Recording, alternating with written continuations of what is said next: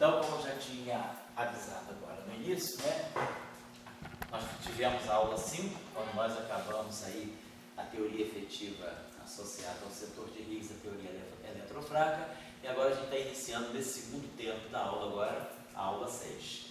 Que então, nossa aula 6, nós vamos começar a discutir uma parte do curso agora, que é a violação da simetria de Lorentz. Muitas vezes a gente vai usar, só para fixar uma nomenclatura aqui, uma notação, a gente vai usar essa sigla aqui para indicar Lorentz Symmetry Violation, né? Então, violação da simetria de Lorentz. Lorentz, só para fixar, porque às vezes quando eu vou para a questão de abreviar, a gente vai usar essa sigla. Lorentz Symmetry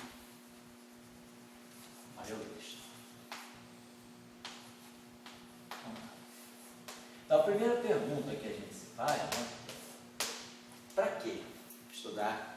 Quer dizer, qual é também o status, né, a categoria dessas teorias que podem apresentar, desses modelos que se usam recentemente, que podem apresentar violação da simetria de Lorentz? A gente sabe que o modelo padrão, todo modelo padrão, ele é perfeitamente compatível, né, e para ele é fundamental haver a simetria de Lorentz. Então, o modelo padrão, né, e as próprias teorias quânticas de campo, né, elas são formuladas, né, em termos de simetria de Lorentz. A simetria de Lorentz é fundamental. Tem até uma série, a gente já, em cursos aqui, nós até já falamos dos trabalhos fundamentais de Dirac, do Tomonaga também, do Feynman, do Schwinger, para mostrar o imprescindível papel da simetria de Lorentz na formulação das teorias quânticas de campo. E o modelo padrão, ele se baseia fortemente na simetria de Lorentz. Tudo tem que ser Lorentz covariante no modelo padrão. Então a pergunta é: o que pode ser uma fonte que faz violação da simetria de Lorentz e que tipo de informação esse estudo pode nos fornecer que nos venha interessar? A primeira coisa é saber possíveis fontes de violação da simetria de Lorentz e o que significaria também violar a simetria de Lorentz. Normalmente o que a gente faz é pegar os campos, né? Os campos são representações irredutíveis, né? Ou redutíveis mesmo, do grupo de Lorentz, representações associadas ao grupo de Lorentz. As partículas são representações do grupo de Poincare. Quer dizer, então, aqui eu tenho Lorentz, campos estão associados a Lorentz. E partículas estão associadas ao Poincare. Então, é fortemente dependente, né, a formulação da teoria de campos da covariância de Lorentz. Muitos dos teoremas, inclusive o teorema da conexão, o teorema do CPT, né, o teorema do CPT é baseado fortemente na presença, na covariância de Lorentz. Se eu tenho covariância de Lorentz, localidade, conexão entre spin e estatística, a invariância CPT vale.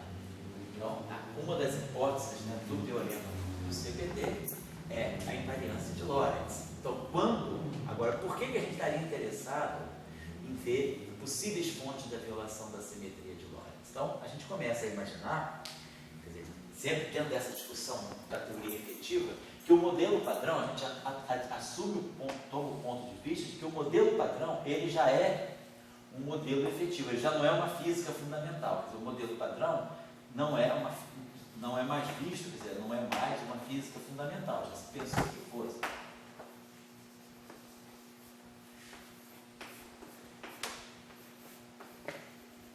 O modelo padrão tem uma série de problemas, né?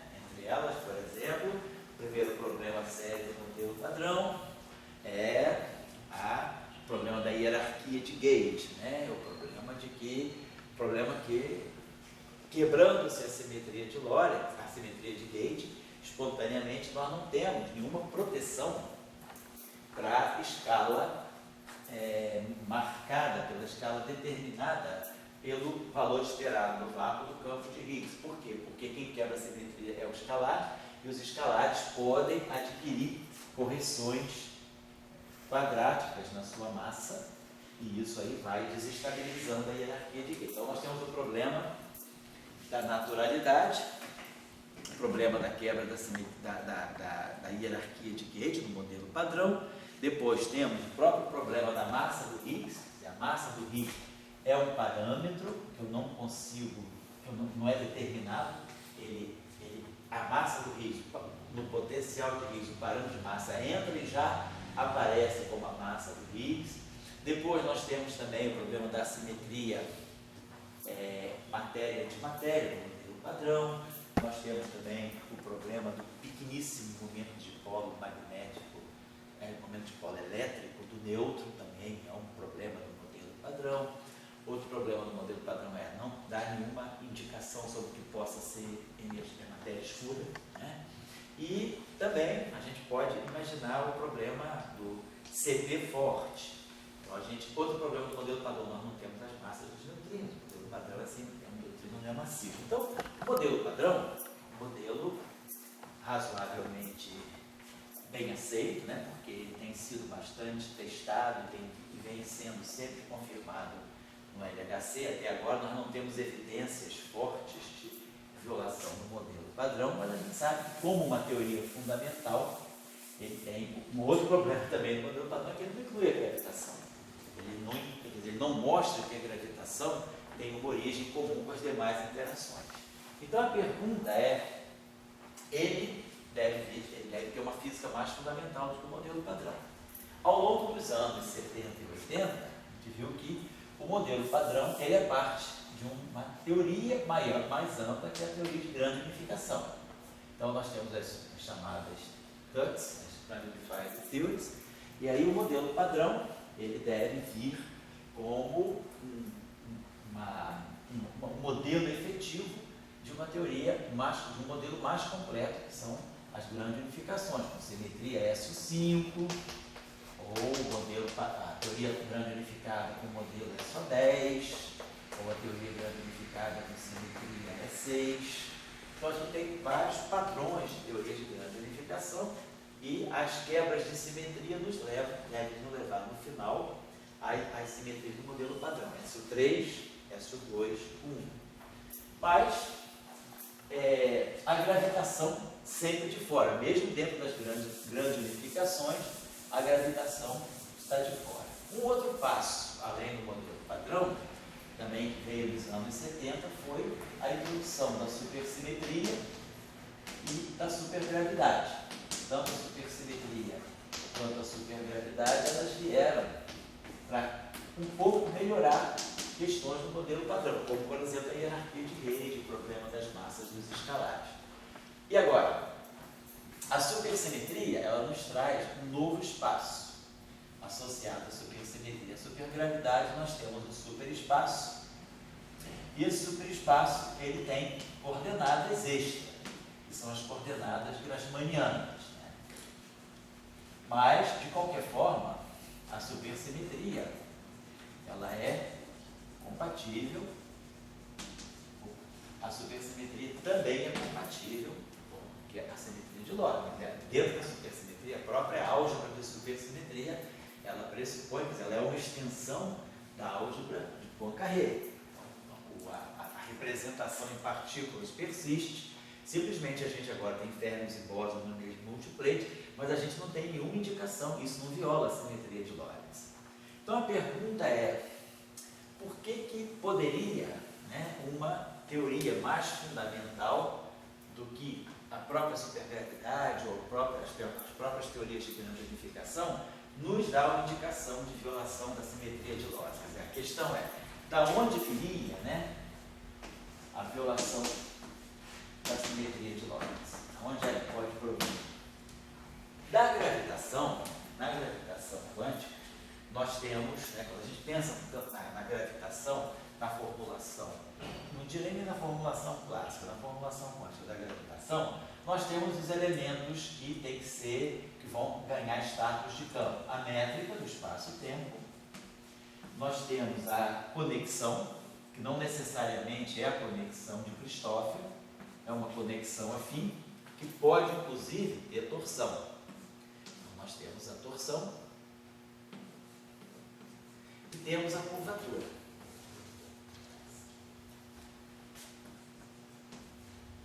Deixa eu botar aqui essa.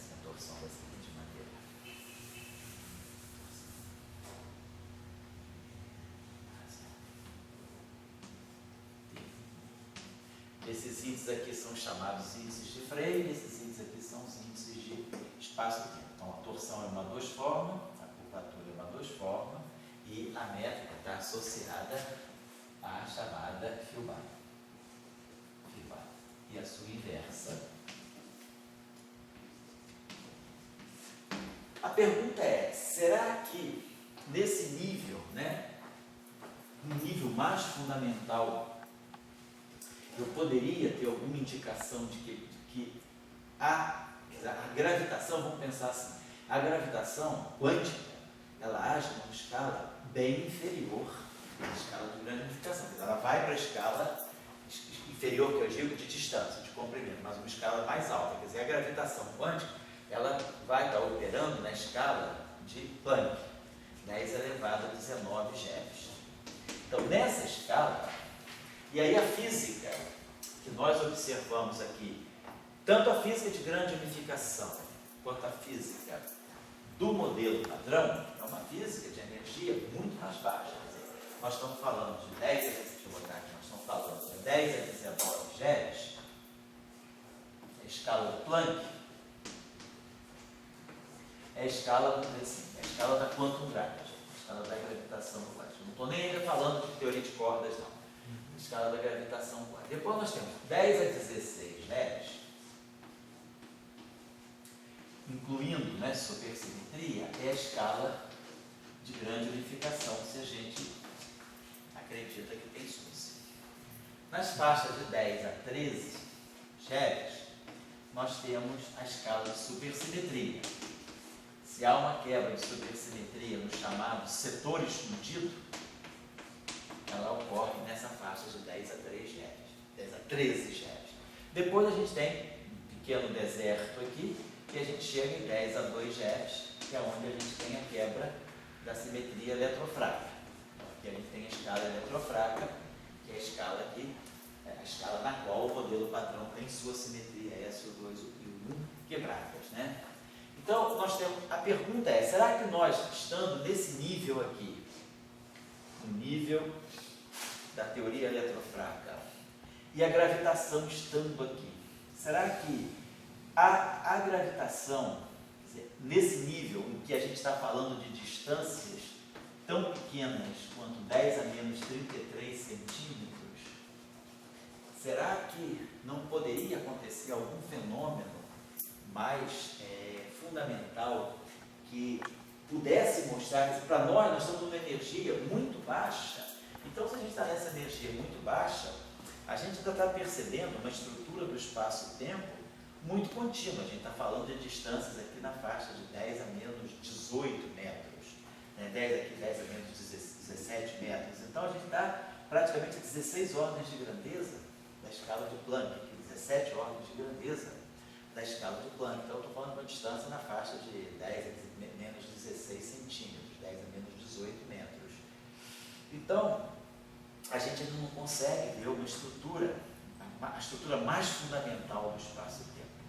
Então, a novidade vem quando já se começa a olhar para a gravitação. A gente poderia se perguntar, por exemplo, a torção. A torção, ela pode ser escrita, se eu passo a torção, os três índices vão ser espaço-temporais, no mundo, eu posso escrever a torção é um tensor antissimétrico de rank 2, mas ela tem três índices. Então, ela é antissimétrica aqui. No espaço de Minkowski, ela sendo antissimétrica aqui eu tenho 6 configurações de índice, 24. Então, a torção tem 24 componentes independentes.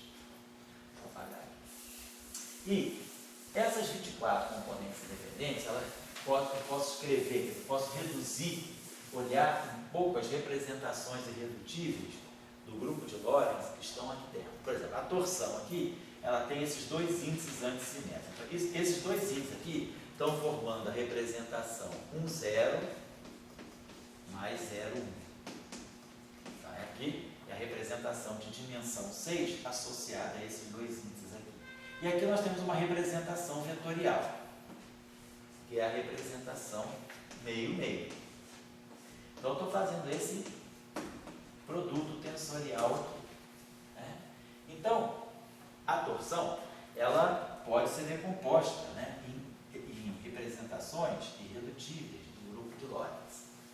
Aqui, por exemplo, eu posso escrever a torção da seguinte maneira. Ela pode pegar T, Mi kappa. Né? A gente poderia pensar assim. Ela pode ser escrita, vamos pegar aqui um tensor de rank 3, que eu vou chamar assim, ó, T, Mi kappa. Que propriedade? Nós já vamos ver. Esse tensor aqui, ele vai ser tal que ele tem traço, vamos dizer assim, ele vai ter o seguinte, ele é antissimétrico aqui. Então eu vou pegar esse tensor, em princípio, ele tem dois índices antissimétricos aqui, isso aqui teria 24 componentes, mas eu vou impor condição que ele tenha traço zero. Então T Mi é igual a zero.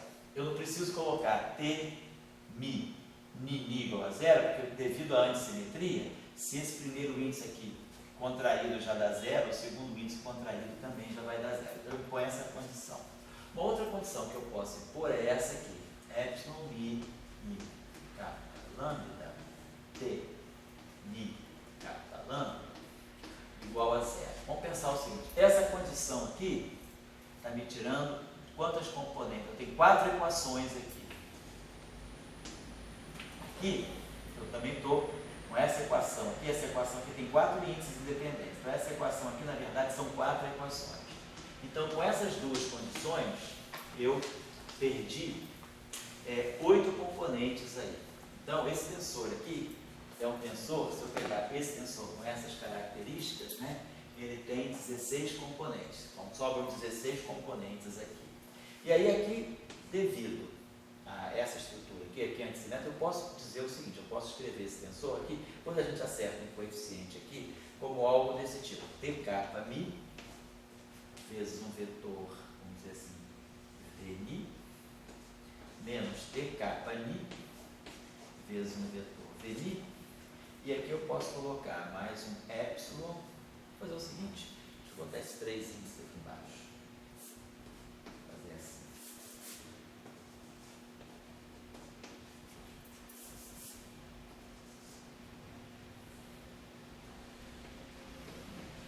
Epsilon Mi kappa lambda e aqui um vetor. Vamos pensar o seguinte, se eu tirar o traço dessa equação, vou contrair Mi com kappa. Se eu contrair Mi com kappa, aqui quando eu contrair Mi com kappa dá zero. Quando eu contrair Mi com kappa, aqui vai dar 4. E aqui vai ficar Mi com kappa, então aqui vai ficar 4 Vni menos Vni. Então aqui vai dar um fator 3. E quando eu contrair Ni com kappa, aqui dá zero. Então, quer dizer, quando eu contrair, tirar o traço desse tensor, todo o traço desse tensor está contido aqui. Então eu boto aqui 1/3, que vai dar um fator 3. Se eu tirar o traço, vamos dizer que eu não preciso contrair Ni com kappa por causa da simetria. Então basta eu contrair Ni com kappa. Contraio Ni com kappa. Aqui eu estou dizendo, por esse tensor é construído para isso dar zero. Aqui se eu contrair Mi com kappa, vai dar 4. E aqui Mi, se eu contrair com kappa, aqui vai ficar um Vni. Então vai ficar 4 Vni menos Vni, dá 3 Vni. Então, aqui 1/3, então isso aqui dá Vni e aqui dá zero. Então, esse vetor aqui, na verdade, está medindo o traço desse tensor. Quando eu contrair, se eu pegar esse tensor aqui, contrair com epsilon mini kappa, esse tensor aqui vai dar zero. Eu construir ele para essa contração ser zero, com epsilon. Quando eu construir esse cara aqui, Mi com kappa vai dar zero. E aqui Ni com kappa vai dar zero. Então, quando eu contrair, esse termo aqui automaticamente é zero. E epsilon mini kappa lambda, né? Se eu contrair, epsilon mini kappa rho, vamos dizer assim. Então, epsilon mini kappa rho, contraído esses 4 índices com esses 3 índices, sobra o índice rho. Então, esse termo aqui dá zero, por causa dessa, da própria definição. Se eu contrair 3 índices daqui com 3 índices daqui, dá zero. Então, tem 3 índices aqui, 3 índices aqui. Aqui dá zero por causa da contração de Mi com kappa, que é a antissimetria, e Ni com kappa por causa da antissimetria também. E aqui vai ficar epsilon mini kappa lambda, epsilon mini kappa rho. Isso aqui vai dar um fator 6. Então aqui eu boto um sexto. Então esse vetor aqui, na verdade esse pseudo-vetor aqui, ele está medindo desse tensor a contração dele com epsilon. Então aqui eu tenho 16 componentes, 4 componentes, 4 componentes, dá 24, são as 24 componentes que estão aqui. Então nós quebramos, né? Nós decompomos a torção. Quer dizer, se esse tensor aqui tem rank 2, que é antissimétrico nesses dois índices, ele é um tensor de rank 3, mas com essa antissimetria, eu posso quebrá-lo nessas três representações. Esse cara aqui tem 16 componentes, esse cara aqui 4, e esse cara aqui 4, dá as 24. Então, aí a pergunta que a gente pode se fazer, qual é a origem da torção? Quer dizer, no nível, né, em que a torção se torna, né, a torção, ela, quando se acopla com os férmions, nós sabemos que quando a gravitação se acopla com os férmions podem sofrer um mecanismo de condensação que vai dar a torção. Quer dizer, a gente sabe que lá no nosso estudo da gravitação, a gente sabe que numa teoria, num modelo em que a gente acopla férmions com a gravitação, a gente pode obter que a torção ela vai ser dada pelo condensado fermiônico formado aqui pela matriz de spin, sigma mini, e aqui uma matriz gama e aqui um psi. Então, por exemplo, eu poderia ter que férmions se condensassem a energias muito altas, dando origem à torção. Se esses férmions aqui são férmions do modelo, nós só estamos colocando a linha de argumento para depois a gente fechar o argumento. Os férmions do modelo padrão, eles se acoplam com essa componente pseudo-vetorial da torção. Quer dizer, a gente mostra pelas equações de Einstein acopladas com férmions que a torção, quer dizer, essa combinação fermiônica aqui, ela na verdade está dando essa componente da torção. Então, se férmions se condensarem a energias muito altas, próximas da escala de Planck, elas podem dar um vetor, quer dizer, elas podem dar origem a um vetor vamos dizer assim, que se estabelece no espaço-tempo a partir da condensação de férmions. Então, a própria gravitação quântica, ela pode, a altas energias, induzir a formação de algum condensado fermiônico que pode estar quebrando para nós, a baixas energias, a isotropia do espaço-tempo de Minkowski. Então, a gente começa a perceber, não estou nem falando ainda de teoria de cordas, que quando a gente começa a pensar que a escala de gravitação é a escala de Planck, lá na escala de Planck, a gente já começa a ver efeitos quânticos da gravitação. Esses efeitos quânticos da gravitação podem estar ligados, por exemplo, à condensação de férmions. E essa condensação de férmions pode induzir a presença de vetores no espaço-tempo que vão introduzir uma anisotropia do espaço de Minkowski. Então, a gente pode imaginar que a própria gravitação, quer dizer, o fato da teoria de gravitação ser uma teoria de gauge associada à simetria de Lorentz, mas ao introduzir férmions, então a própria gravitação quântica com férmions, ela pode induzir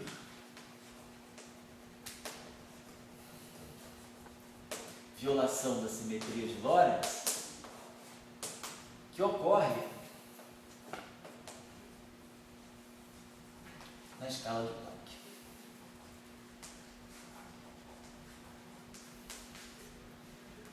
Então, a própria gravitação quântica pode, e aí poderia ser uma fonte. Claro, esse efeito é um efeito muito pequeno. Será que a física do modelo padrão, ela percebe uma violação da simetria de Lorentz?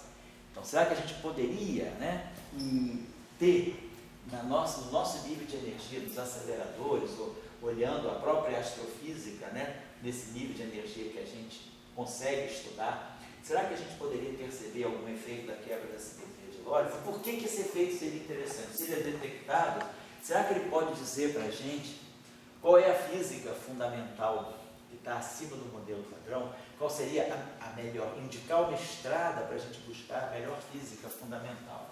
Então, é um pouco nesse espírito que a gente tenta compreender, né, estudar modelos ou teorias de campo com violação da simetria geológica. No fundo, o que a gente está buscando?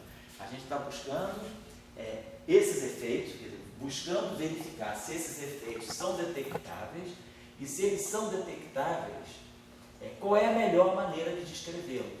Será que eles vêm da gravitação quântica?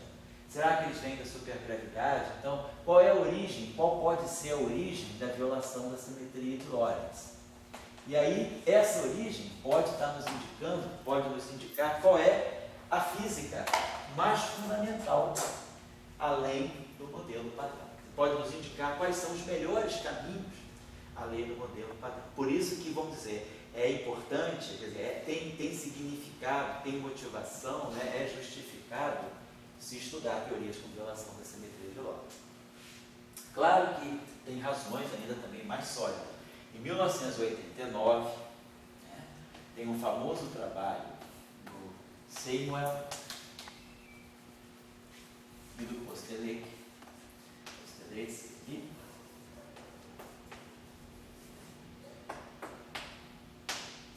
Tem esse trabalho aqui que mostra que se a física fundamental é a teoria de cordas, se nós partimos do pressuposto que as cordas são fundamentais, então eles mostram que no setor bosônico,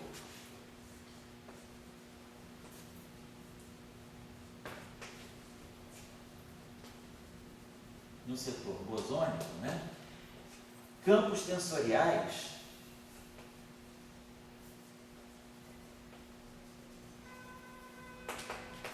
podem se condensar, ou seja, podem assumir valor esperado no vácuo não trivial.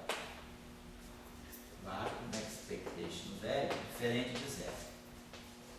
E isso marca para nós, claro, uma quebra da simetria de Lorentz. Vamos ver por quê, né? Se eu pegar algum tensor não trivial,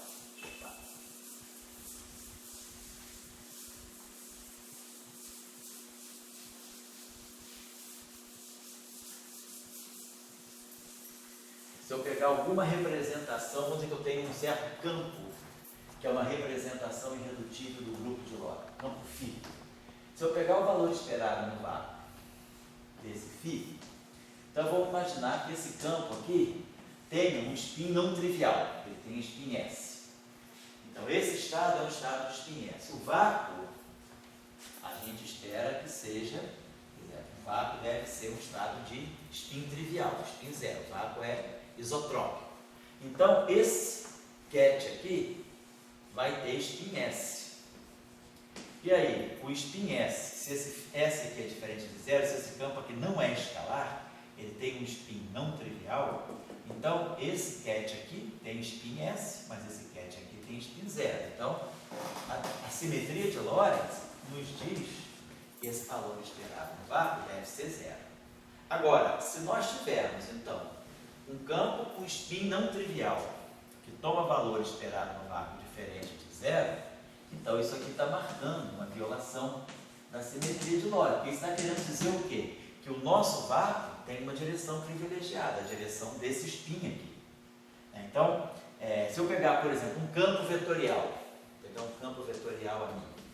O nosso campo vetorial ele tem spin 0 e spin 1. Né? Tem dois tipos de spin, é uma representação meio-meio. Claro, se a parte de spin 0 aqui, quer dizer, a parte de spin 1, eu vou ter vácuo, spin 1, vácuo. Então, esse ket aqui tem spin 1, porque é 1 com 0 dá 1, e esse aqui, o ortogonal a 0, então dá 0. Agora, a parte escalar dele, o spin 0 que está contido dentro do ami, ele, na verdade, é o gradiente de um escalar, porque o spin 0 está na parte longitudinal.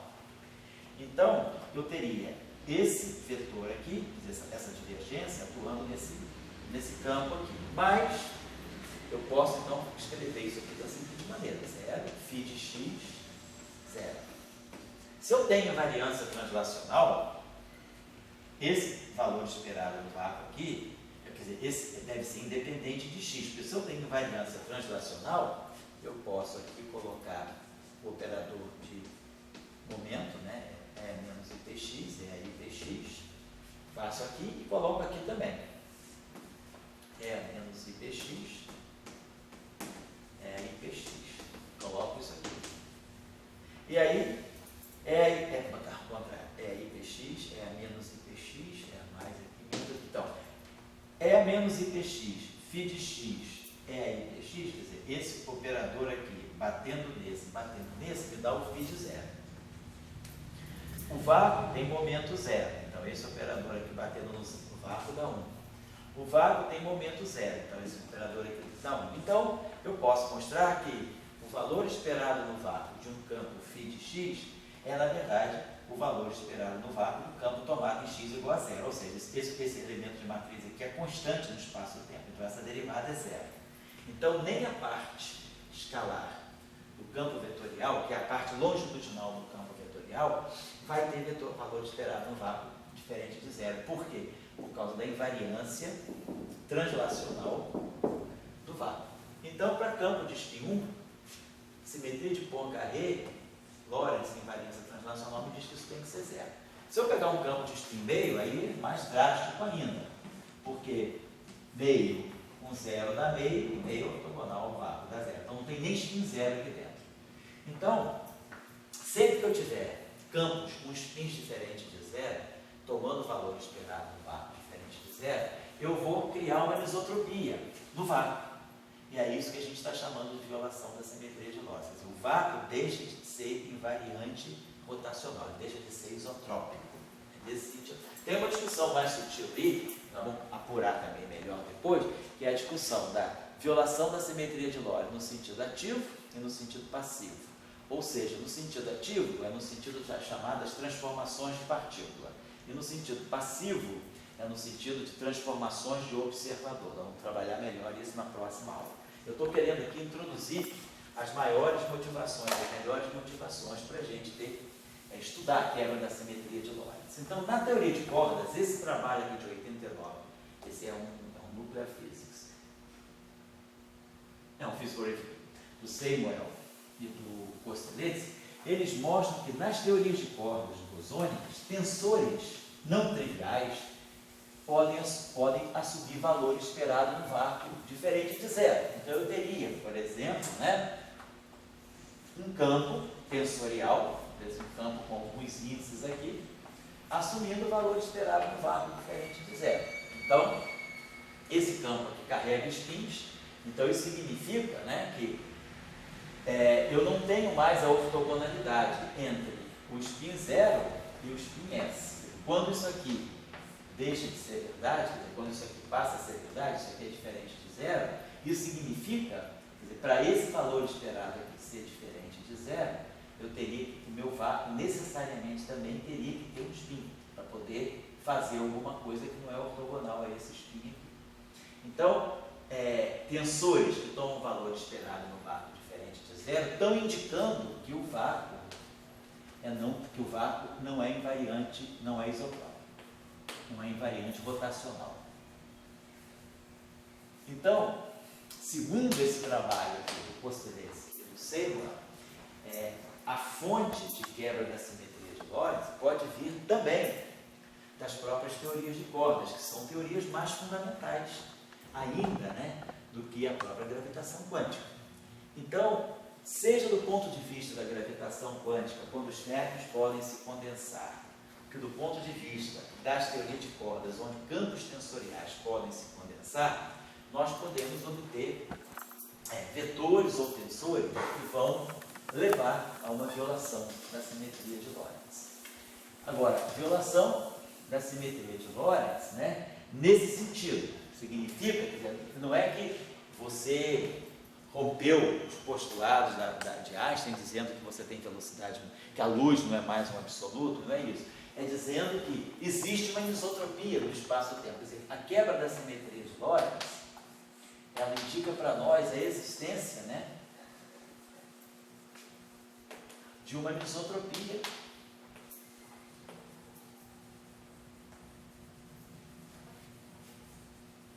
espaço-temporal.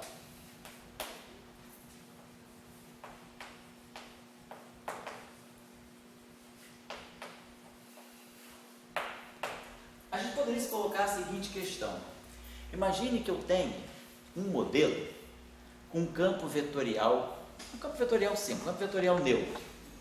Vamos dizer que eu tenho um modelo baseado num campo vetorial zemi, um campo neutro. Eu poderia pensar o seguinte: será que eu não posso ter um mecanismo de quebra espontânea da simetria induzido por esse campo aqui? Por exemplo, se eu escrevesse um lagrangiano assim, menos um quarto de Zemini, Zemini, lagrangiano típico de Maxwell. Eu colocasse aqui um termo do tipo mais 1/2 de M2 Zemi, Zemi, e colocasse aqui uma interação quártica. Colocasse aqui menos lambda, por exemplo, sobre 4 Zemi, Zemi ao quadrado. Tipo, potencial, botasse aqui menos, vamos botar aqui, não, peraí, esse aqui é menos, então isso aqui seria mais, vamos botar assim, mais aqui, né? Isso bem. Então, é um tipo proca, né? E vamos imaginar o seguinte: então eu teria um potencial aqui, quer dizer, uma espécie de um potencial que seria o seguinte: eu teria um V de Z, que seria menos 1/2 de M2 Z2, menos lambda sobre 4 Z4. Vou colocar assim. Então, por exemplo, né, se eu tivesse esse M2 aqui negativo, se M2 é positivo e lambda é positivo, vamos dizer, esse potencial pode sempre ser negativo, né? Então seria interessante se eu tivesse um M2 positivo aqui, esse termo aqui ficaria negativo, né? Se M2 é positivo, se M2 quer dizer, M2 negativo, isso aqui fica positivo. Isso. E aí esse aqui está negativo, vamos dizer, o lambda sempre é positivo, para poder garantir esse potencial aqui. Vamos imaginar que Z2, que, claro, Zemi, Zemi, pode ser espaço-tempo, pode ser tipo tempo, tipo espaço, tipo luz. Vamos dizer que Zemi, Zemi seja tipo tempo, seja positivo. Z2, então, seja positivo. Então, Z2 é positivo, Z4 é positivo, esse termo aqui é negativo. Então, eu gostaria, quer dizer, esse potencial aqui, vamos usar assim, perdão, o potencial aqui é mais. No lagrangiano, é o contrário. T menos V, então o potencial aqui, esse termo é mais, esse fica menos no potencial, e se esse é menos, esse aqui fica mais no potencial. Então, de fato, se Z2 for tipo tempo, Z2 for positivo, lambda sendo positivo e M2 sendo positivo, meu potencial poderia adquirir aquela famosa forma do potencial de Higgs, né? Quer dizer, para C, se lambda é positivo, para Z2 muito grande, eu tenho isso aqui positivo, para Z2 muito pequeno, esse termo aqui domina, se M2 é positivo, esse potencial vai ficar negativo, esse potencial na origem ele é zero, Z2 igual a zero, ele é zero, mas ele vai poder ficar um pouco negativo e vai poder ir para o infinito, ele vai fazer isso. Então, esse potencial poderia estar me dizendo o seguinte, que eu teria um valor esperado no vácuo, Zemi, diferente de zero. Se um vetor adquire valor esperado no vácuo diferente de zero, quer dizer, o mínimo estaria acontecendo aqui, né, para um Z2 não trivial. Z2 diferente de zero. E aí isso poderia estar me dando, né, um mínimo não trivial para esse valor associado a esse valor esperado no vácuo aqui. Isso indicaria a quebra da simetria de Lorentz, né? Mas a pergunta é, por que um modelo desse não é viável para a gente ter quebra da simetria de Lorentz? A gente espera o quê? Que a quebra da simetria de Lorentz ela ocorra num modelo fundamental, numa teoria mais fundamental. Essa teoria aqui está longe de ser fundamental, porque uma teoria vetorial massiva, ela tem sempre problema. Se for não abeliana, ela tem problema de renormalizabilidade e problema de unitariedade, por causa do aparecimento de modos longitudinais massivos que puxa a seção de choque para o alto. Então, um modelo fundamental baseado em campos vetoriais não é interessante para quebrar a simetria de Lorentz, porque não tem, vamos dizer, o modelo não tem características de ser um modelo fundamental. Então é por isso que a gente não busca, né? Tem uma linha de trabalho aí do Kosteletsky, que eles falam daqueles chamados modelos Bumblebee. que é o modelo do besouro, né? Então, são esses modelos Bumblebee, são modelos especulativos, onde você pode ter quebra da simetria de Lorentz, porque algum vetor adquire valor esperado no vácuo não trivial. Mas você espera que, vamos dizer assim, o modelo é muito artificial, no sentido de que você espera de que esse modelo seja uma teoria efetiva de uma teoria mais fundamental. Eu acho que a melhor maneira para a gente justificar a violação da simetria de Lorentz pode ser pela gravitação quântica, pelo desenvolvimento de uma condensação de ferros que pode levar à torção, e algumas componentes da torção que são condensadas em relação ao modelo padrão, sobretudo aquela componente axial da torção, ela pode persistir, se firmar, se configurar como uma anisotropia espaço-temporal e quebrar a simetria de Lorentz. Ou no âmbito das teorias de cordas também, a gente pode ter condensação bosônica e aí a gente vai ter quebra da simetria de Lorentz. Eu diria que esses são os dois melhores ambientes, cenários, para a gente começar a pensar numa origem da quebra da simetria de Lorentz. Agora, quando a quebra da simetria de Lorentz aparece, a gente espera que ela repercuta no modelo padrão. Então, esse tem sido o trabalho lá do grupo do Kosteletsky, quer dizer, procurar quebra da simetria de Lorentz em associação com as partículas do modelo padrão, que é o que se conhece na literatura como Standard Model Extension. Então, a sigla que é conhecida na literatura, quer dizer, a área de pesquisa ligada à quebra da simetria, ela é muito ligada a essa linha aqui chamada Standard Model Extension. Então, a extensão do modelo padrão, no sentido de que nós vamos estender o modelo padrão para introduzir efeitos da quebra da simetria de Lorentz. Então, é o modelo padrão estendido pela inclusão de efeitos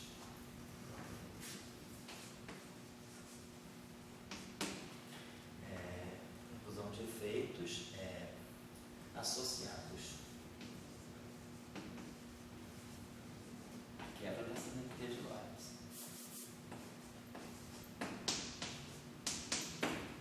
Então a escala, a gente espera que a escala seja uma escala ligada à escala de Planck. Okay? Então depois nós vamos ver modelos assim, particulares, como o modelo de Carroll-Field daqui, o modelo de Pospelov-Myers e outros modelos em que aparece claramente, aparecem parâmetros em dimensão de massa negativa, dimensão negativa de massa, que estão indicando a presença de uma massa de Planck, como a gente falou. Vão aparecer operadores irrelevantes, quer dizer, a quebra da simetria de Lorentz, ela vai estar associada a operadores irrelevantes.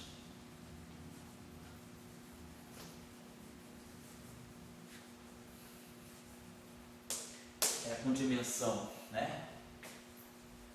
maior do que 4, e com parâmetros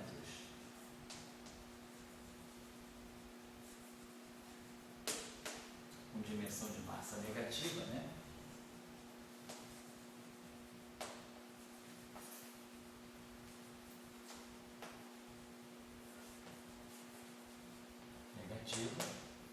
supressos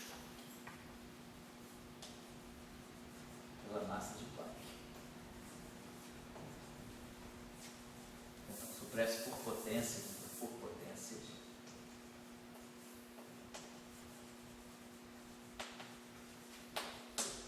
da massa de Planck. Então, por exemplo, a gente vai pegar, já tinha visto, mas se a gente pegar, por exemplo, aqui um operador que tem uma dimensão D maior do que 4, que a gente vai esperar que apareça aqui embaixo, que apareça um coeficiente, um parâmetro, um parâmetro C, e esse parâmetro C aqui deve ter uma dimensão de 1 sobre D D, que é uma dimensão de massa elevado a D menos 4, porque essa dimensão daqui cancela essa dimensão, e aí o meu lagrangiano vai ter uma dimensão de massa 4. Então, se a quebra da simetria de Lorentz se revelar por um operador irrelevante com dimensão D maior do que 4, então aqui devo ter uma potência da massa de Planck elevada a D menos 4. Então, por quê? Porque a massa de Planck deve ser, seja a teoria de cordas, seja o quantum gravity, a escala é a massa de Planck. Então, é a escala onde a quebra acontece que vai repercutir, que vai trazer, né, aquela dimensão que vai corrigir os operadores irrelevantes. Quer dizer, esses parâmetros então os efeitos são pequenos, porque são efeitos que vão trazer massa de Planck no denominador. Então essa é a ideia geral. Quando se trabalha, né, com um modelo chamado SML, modelo padrão estendido, né, ou esse Standard Model Extension, extensão do modelo padrão, a gente está imaginando que esses operadores que vão indicar a quebra da simetria de Lorentz possam ser supressos, né, por potências de Planck. Então, eu acho que é importante a gente ter claro por que tem sido interessante estudar a violação da simetria de Lorentz. Porque, apesar do modelo padrão ser muito bom, está indo bem com os experimentos, e não violar a simetria de Lorentz, ele é apenas um modelo efetivo, ele é parte de uma física mais fundamental. E a física mais fundamental que nós temos hoje, quer dizer, as direções são gravitação quântica, é uma física que está numa escala mais alta, supersimetria, supergravidade, grande unificação não, porque a grande unificação é baseada na simetria de Lorentz também, mas teoria de cordas e loop quantum gravity. Então, a gente tem uma série de modelos que podem ser bons modelos fundamentais, eu chamaria até de teorias fundamentais, onde campos com spin não trivial podem se condensar. Quer dizer, o modelo padrão, vamos dizer assim, a gente poderia dizer o modelo padrão, na dinâmica do modelo padrão, não temos como quebrar a simetria de Lorentz. A simetria de Lorentz o modelo padrão não tem, vamos dizer, dinâmica suficiente para quebrar a simetria de Lorentz, porque todos os campos, o único campo do modelo padrão que pode se condensar é o campo de Higgs, e o campo de Higgs é um escalar. Então, quer dizer, o próprio potencial, toda a estrutura do modelo padrão, ela é baseada no potencial de Higgs. É ali que eu posso ter um mínimo não trivial, mas o campo escalar não quebra a simetria de Lorentz. Ele quebra a simetria interna, mas não quebra a simetria de Lorentz. Então, a questão toda que nós nos colocamos é essa, é busca, né, de uma boa descrição para aquilo que pode ser a quebra da simetria de Lorentz. O modelo mais simples que apareceu, o primeiro modelo que foi estudado, já eu vou pegar a referência aqui para vocês, em 1990, que é o modelo de Carroll Field aqui, deixa eu pegar a referência exata aqui, tá? Acho que eu botei esse trabalho nosso aqui.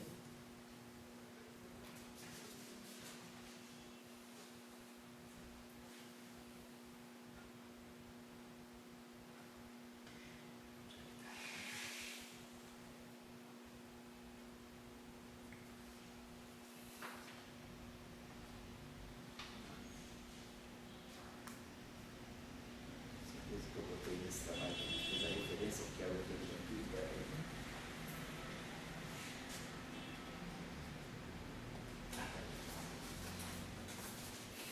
Esse trabalho aqui.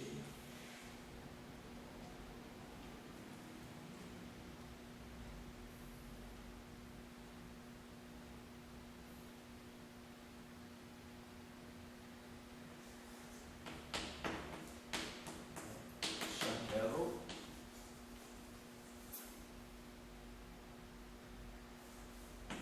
Field.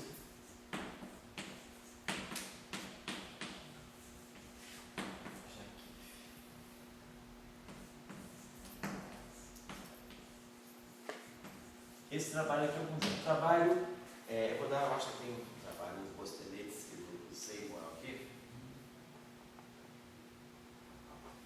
Então, vou dar primeiro vou dar essa referência.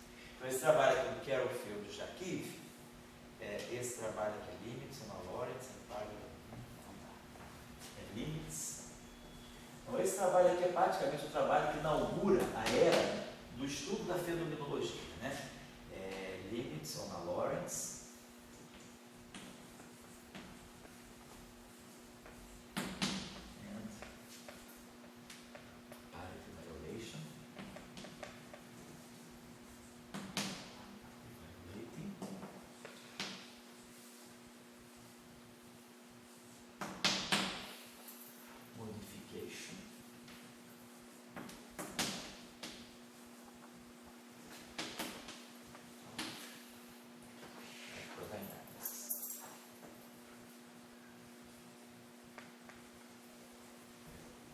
Então esse trabalho é o trabalho mais fundamental, que estuda consequências.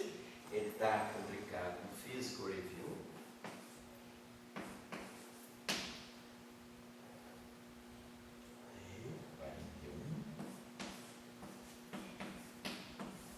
Em 1990. 1238.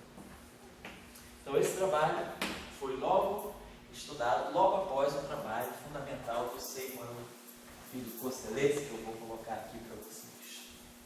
Então esse trabalho já estuda as consequências. É muito interessante, é um trabalho com bastante discussão física, como é que se alteram propriedades do eletromagnetismo, a questão da birrefringência. Mas vamos falar sobre isso aqui também. Depois nós temos aqui os trabalhos que eu consideraria mais fundamentais, são esses aqui.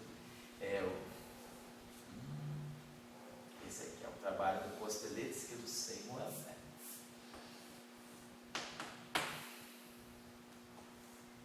Alan Kosterlitz.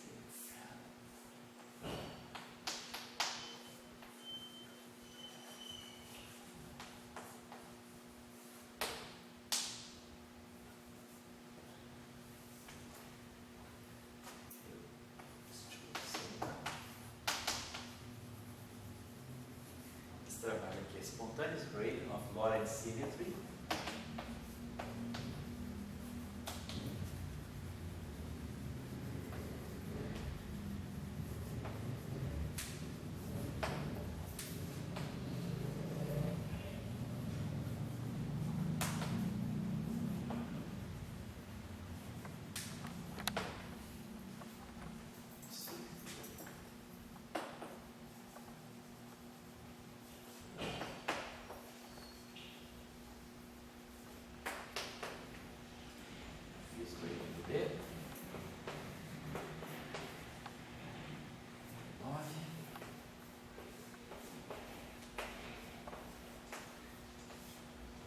Então esse trabalho aqui lança a possibilidade, mostra a possibilidade das teorias de corda quebrarem a simetria de Lorentz, espontaneamente.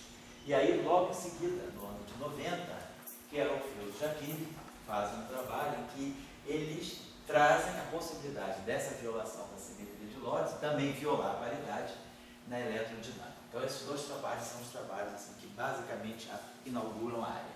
Existe uma literatura muito grande na área, quer dizer, eu diria que os nomes que vocês possam buscar para estudar a quebra da simetria de Lorentz, quer dizer, o nome mais estabelecido é o nome do Kosterlitz. Ele é na Universidade de Indiana, em Bloomington. O grupo dele é o que lidera essa pesquisa. O Kosterlitz, e aí tem todos os colaboradores dele, Colliday. Ele é polonês? Esse nome Kosterlitz, pelo jeito, eu acho que ele é tchecoslovaco. Não deve ser polonês, não. Tem o Kosterlitz, tem Colliday, tem Potting. Série de nomes aí. Russell.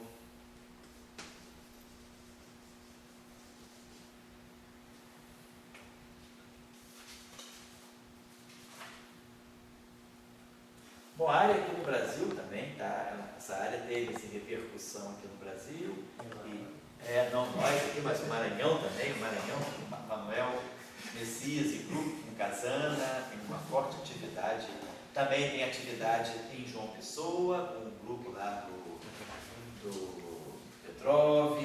Na USP também tem uma atividade lá com o grupo do Marcelo Gomes. A quebra da simetria de Lorentz, ela teve uma boa repercussão aqui no Brasil. Mas assim, esses nomes aqui, e claro, procurando a literatura, tem um artigo aqui que eu acho muito bom, que é o artigo do Stefano Liberati, da CISA. Porque esse artigo aqui ele é razoavelmente recente, ele faz uma coleta de dados tentando atualizar todos os possíveis testes para verificar a violação da simetria de Lorentz. Eu acho que esse artigo aqui é um artigo que eu gosto sempre de citar.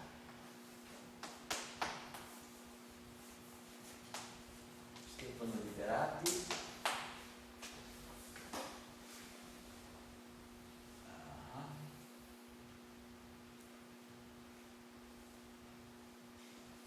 Onde é que eu acho ele? Deixa eu ver se eu tenho ele aqui, mas eu acho que eu citei ele aqui sim.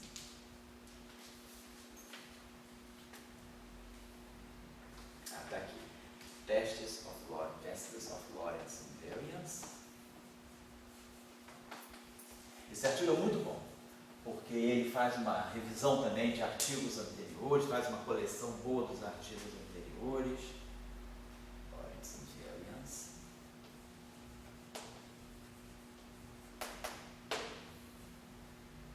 Em 2013.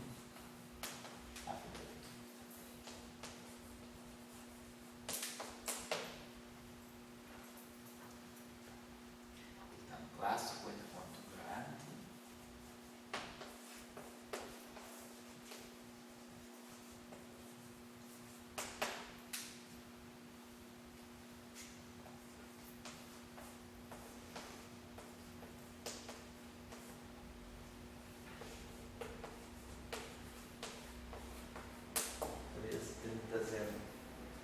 Ele está nos arquivos também, vocês podem achar nos arquivos. Bom, tem muita referência, mas tem alguma referência aqui no nosso grupo, a gente vem trabalhando, em outros grupos também, mas eu não vou citar as nossas referências, vou citar as referências mais tradicionais mesmo, né?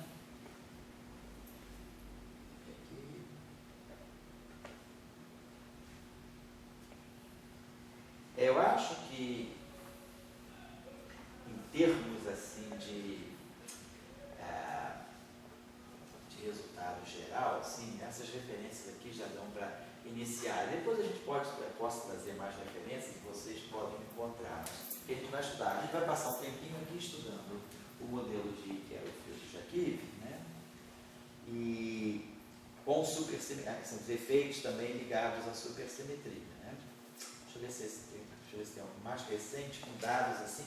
Mas eu acho que essa coleta de dados mais recente foi feita mesmo no trabalho do Liberati, que eu coloquei para vocês. Deixa eu ver se tem mais alguma coisa aqui.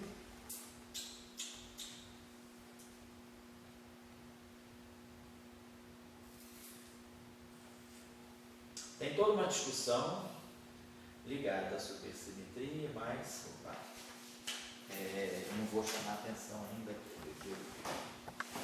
olhar os trabalhos mais tradicionais, olhando só o lado bosônico.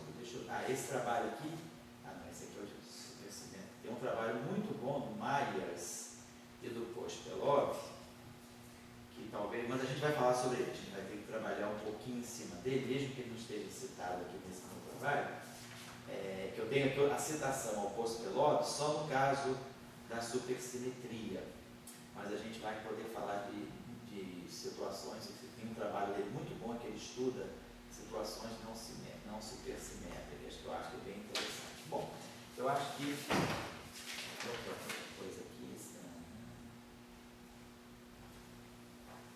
eu diria que esse trabalho aqui, deixa eu ver.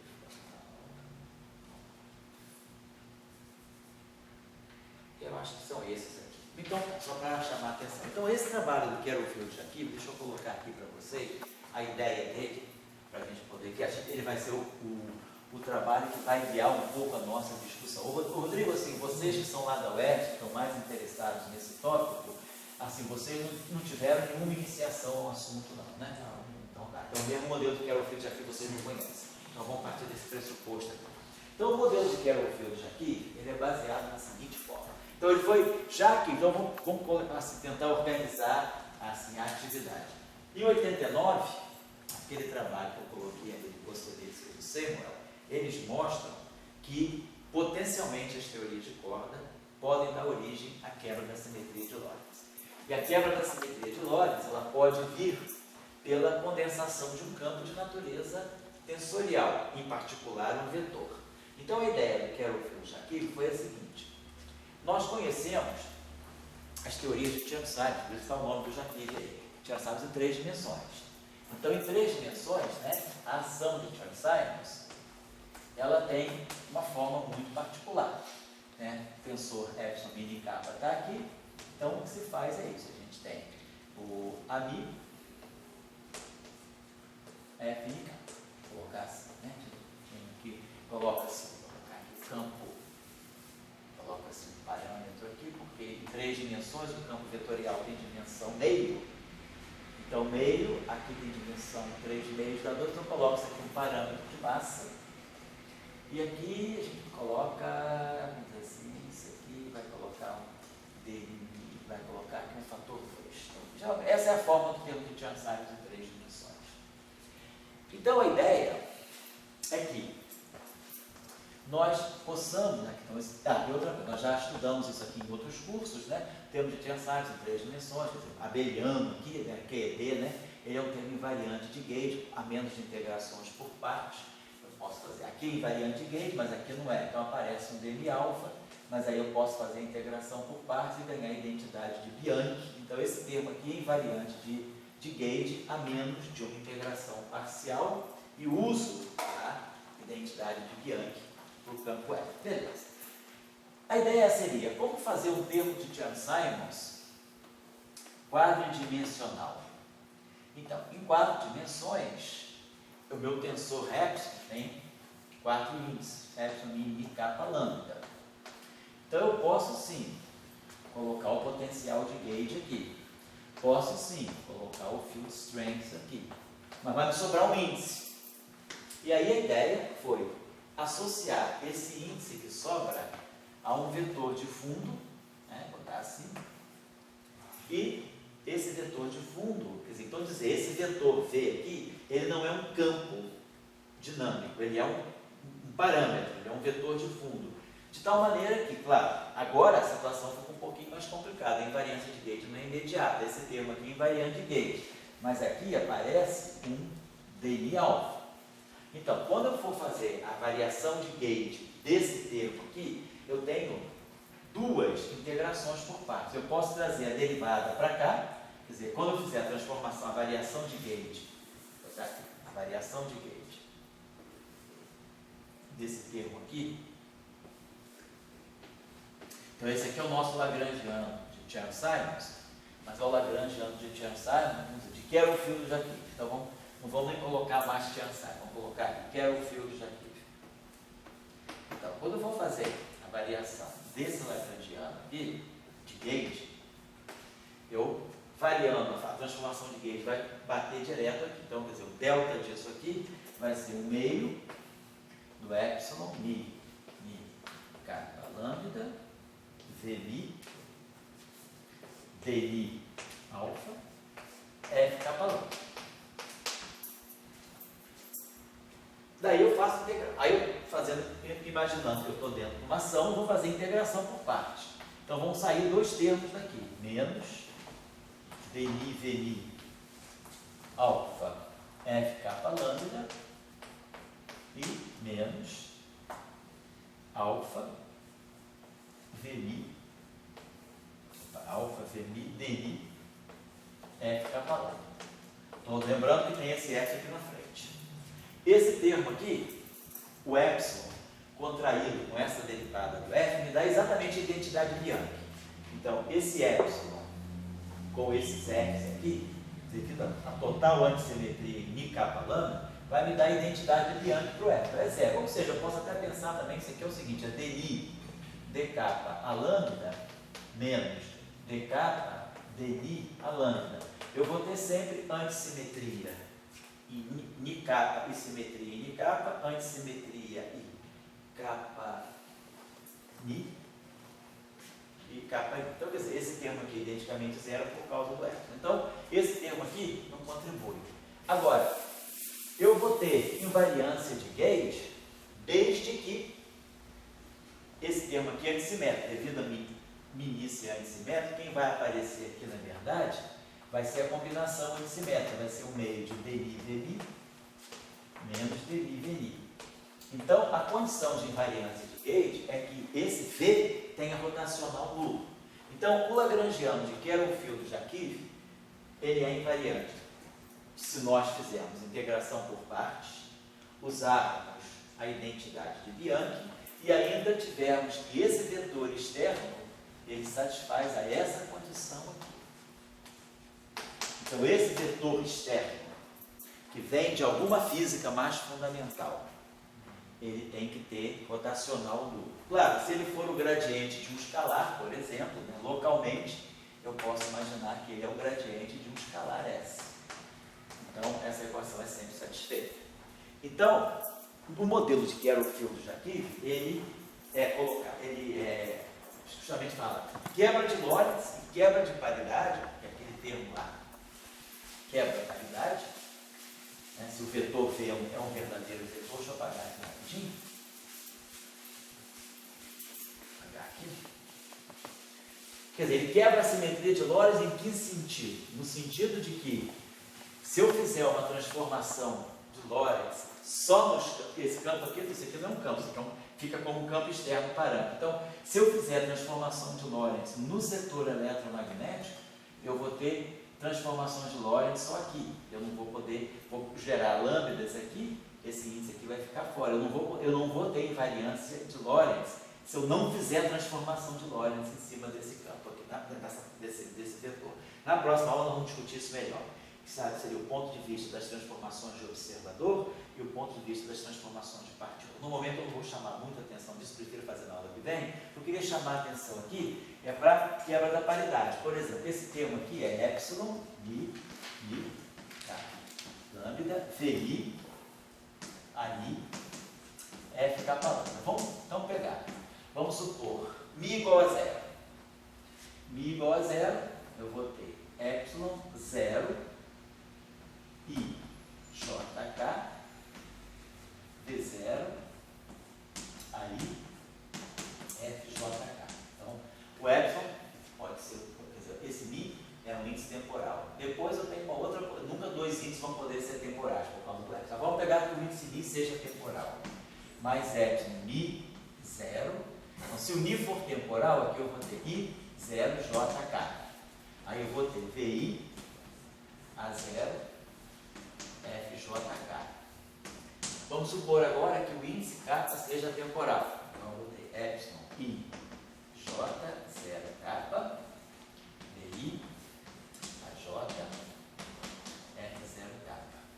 E depois, epsilon mi, epsilon I, J kappa 0, VI, AJ, F kappa 0. Então, estou abrindo esse termo só olhando a posição do índice temporal, porque depois os outros índices são espaciais. Então, é claro, IJK varia de 1 a 3. Por exemplo, se o V for um verdadeiro vetor sob paridade, então V0 por paridade, V0' é V0 e V' é menos V. Então, vamos supor que V' seja um vetor, um verdadeiro vetor sob paridade. Um vetor não um pseudo-vetor, mas um vetor genuíno sob paridade. Então, esse termo aqui está me dando V0, aí, agora, FJK, aqui para nós, é o campo magnético. Quer dizer, FJK é menos epsilon JKL BR. Então, quando eu substituir, quer dizer, esse cara aqui, substituir pelo campo magnético, usando as componentes de Marx, esse campo aqui é um campo vetorial, esse é a parte vetorial lá, menos de um sinal, e esse cara aqui vai dar o campo magnético, vai dar a componente, então esse primeiro termo aqui, a menos de sinal, não estou levando em conta sinal, ele vai ser V0 a escalar B. É basicamente isso. Porque aqui vai sair um potencial vetor A e aqui vai sair um campo magnético. Aqui vai ficar εjkl BL mais εjkl com esse ijk aqui, vai dar um delta, então vai ficar esse produto escalar aqui. Esse termo aqui vai produzir aqui um εjk, né? Então jkl, tá? Então esse termo aqui vai produzir, ele vai produzir, ó, εi 0jk, e aqui vai produzir a menos de um sinal, εjkl BL. Vamos colocar assim. Esse cara aqui nada mais é do que um epsilon em jk, menos de um sinal também. Então vai produzir ijk. Então isso aqui vai produzir um delta de IL. Então isso aqui vai ficar mais a zero, a menos de sinais, tá? V escalar B. Vou colocar assim, V escalar B. Depois, esse termo aqui vai dar campo elétrico. Aqui vai ser um EK. Aqui vai ficar V, então isso aqui vai dar alguma coisa, que vai ser o produto, vai ficar mais V escalar A vetor K, A vetor E. Vai dar algo assim. E aqui também vai ser a mesma coisa, porque vai dar um produto vetorial que vai ficar FJK, VI, aqui vai ser um epsilon, vai ser um campo elétrico K, então vai ficar o produto vetorial de A com E e escalar V. Então, basicamente, as três categorias de termos na ação que estão no Lagrangiano, ou na ação de Kerr-Wills aqui, são esses termos aqui. Então, se nós temos uma transformação de paridade, se V0 é um verdadeiro vetor, V0' é V0. Então, esse termo aqui não muda de sinal. O potencial de vetor é um vetor, então por paridade ele ganha um sinal menos. Mas o campo magnético é um pseudo-vetor, porque ele é rotacional de A. Então o rotacional pega um sinal menos e o A pega um sinal menos, aqui dá mais. Então esse termo aqui está quebrando a paridade. No final do dia, esse cara aqui não troca de sinal, esse troca de sinal e esse não troca de sinal. A mesma coisa aqui, a zero não troca de sinal. O V troca de sinal, mas o B não troca de sinal. Então esse aqui também fica com paridade negativa. Porque o B, campo magnético, ele é pseudo-vetor, não troca por paridade. V troca, mas o A0 é um escalar, não troca. E aqui, V troca de sinal, E troca de sinal e A troca de sinal. Então é um termo menos. Então, se V é um verdadeiro quadro vetor, no sentido da paridade, tem esse termo aqui, então a paridade não é violada. A paridade é violada. Então esse termo quebra a paridade, além de introduzir um vetor de fundo, quer dizer, um fundo, alguma anisotropia dada por esse vetor. Quer dizer, eu estou acoplando o meu campo eletromagnético a essa anisotropia que existe no espaço-tempo, dada por esse vetor. É a forma que a gente encontra de formular uma ação que é invariante de Gauge, quebra a paridade e quebra a simetria de Lorentz. Quer dizer, por que ela quebra a simetria de Lorentz? Vamos pensar de duas formas, né? Na aula que vem eu vou apurar melhor. Se eu faço, né? Tem dois tipos de... Se a gente faz uma transformação, quer dizer, esse cara aqui é um vetor de fundo, então ele é um vetor fixo do espaço-tempo. Se eu faço, se eu mudo de referencial, se eu não mexo no meu sistema eletromagnético está aqui, meu campo eletromagnético está aqui, e eu tenho esse vetor aqui, Vmi. Vamos colocar assim. Então aqui tem o meu vetor Vmi e aqui eu tenho o meu sistema eletromagnético. Se eu faço uma transformação de observador, quer dizer, eu não mexo naquilo, mas eu mudo de observador, então é claro, meu V, quando eu mudo de referencial, o meu V vai mudar, então eu vou ter que V' igual a lambda mi, Vni. O meu Ani vai mudar, então a gente vai ter, claro, a transformação, eu vou ter uma transformação de Lorentz aqui, uma transformação de Lorentz aqui, uma transformação de Lorentz aqui, todos os vetores, todos os índices se transformam segundo Lorentz, batem aqui, quer dizer, todos os índices estão casados.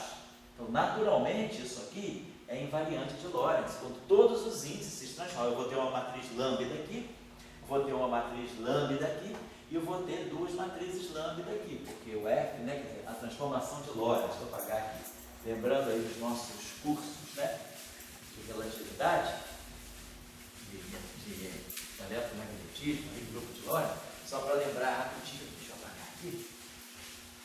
Quando a transformação de Lorentz é assim, né, quer dizer, a transformação de Lorentz é x' mi,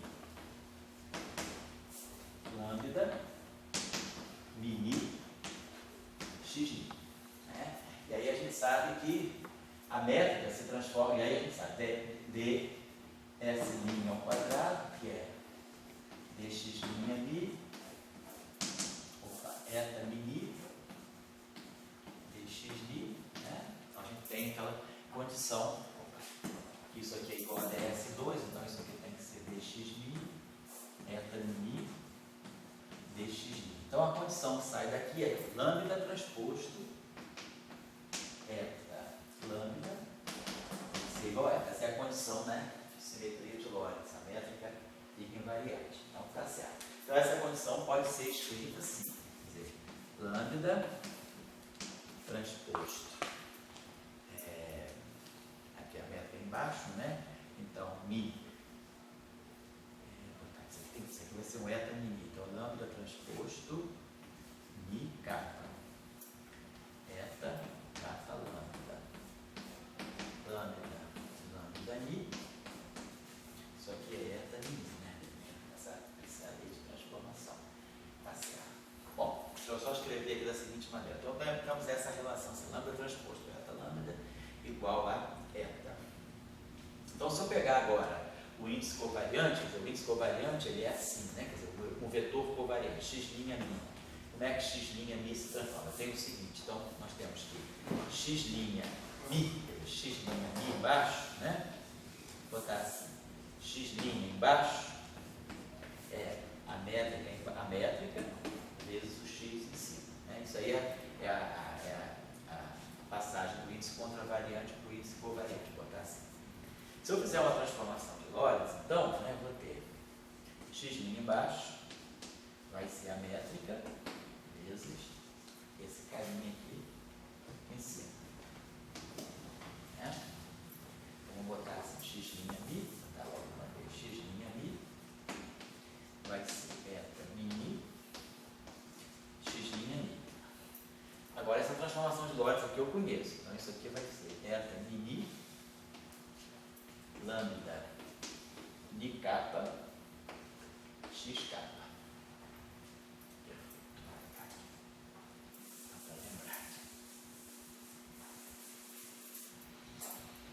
Aí agora eu posso fazer o seguinte, né? Eta, entende? Lambda transposto. Eta, lambda igual a eta. Então aqui eu tenho eta vezes lambda. Então, eta vezes lambda é igual a lambda a menos 1. É lambda transposto a menos 1. Inverter isso aqui. Lambda transposto a menos 1 vezes eta, né? Tem essa relação básica. Lambda transposto eta lambda igual a eta. Então, eta lambda é lambda transposto a menos 1 vezes eta.